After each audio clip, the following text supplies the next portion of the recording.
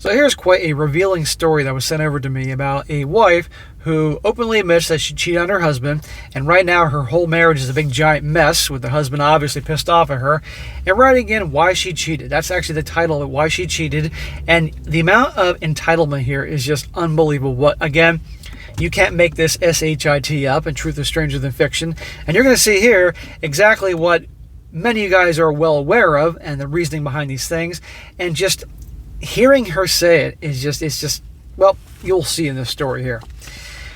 Again, the title is Why I Cheated.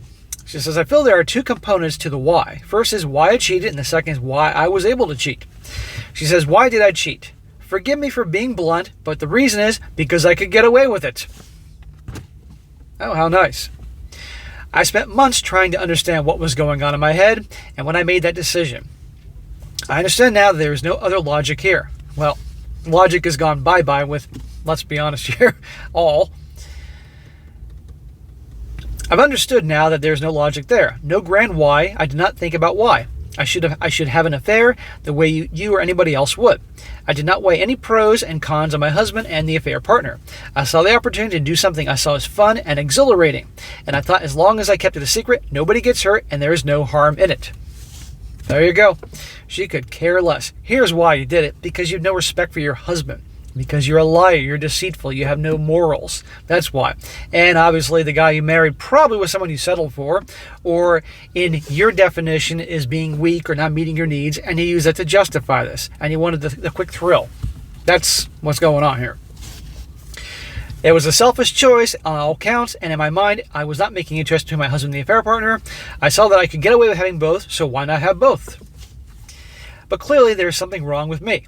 My husband, someone I claimed to love, was not considered anywhere in that decision to have an affair. I was breaking my promises to him. I was giving away something that rightfully belonged to him by virtue of being my husband. I was betraying him, his love and his trust, and not feeling a single bit of guilt about it until the moment he found me out. You don't feel guilty now. You are feeling guilty. You're saying you are because you got caught, and right now your marriage is in a shitstorm. Nothing more. Everyone who cheats is emotionally dysfunctional. The second why is about finding what exactly is wrong with you that allowed you to make such a selfish choices and be so unempathetic towards someone you claim to love. For me, it was a combination of childhood trauma. Oh, here we go. Vulnerability issues, and toxic, unrealistic expectations for my husband. Right there, that sums everything up. Toxic, unrealistic expectations for my husband. Translation, that he's going to be able to make a lot of money, provide, but still be around all the time to give me a lot of attention. That he's going to be able to read my mind when something is wrong, even though, nobody can be a mind reader unless you're Professor Xavier. And so on, unrealistic expectations. Which is, well, many of the gals nowadays. For other waywords, it might be anything from bad boundaries, S-word trauma, to mental disorders. Again, assigning blame on everything else but them. Some are simply born unable not to be selfish. People with narcissistic tendencies often end up as a wayward at some point in their lives. I think the second why is way more important than the first one. The first one comes from the perspective of being a person who is emotionally dysfunctional. You will likely struggle to understand it because there's nothing to understand there. A dysfunctional human does not make logical decisions. You will only drive yourself insane trying to make sense of it. It is unhelpful. I wasn't kidding. I wasn't exaggerating, guys, to listen to all her bullshit here. I mean, right here. And at the end of the day, I'm not done yet. This is just her way to justify her actions. It's not my fault. Or people like me, it's not their fault because of all these dysfunction and all the vulnerability issues, toxic expectations, trauma, bad bound, blah, blah. Don't blame me. It's all these things here.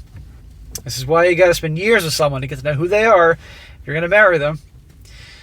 The second one, on the other hand, comes from a more mature and understandable viewpoint.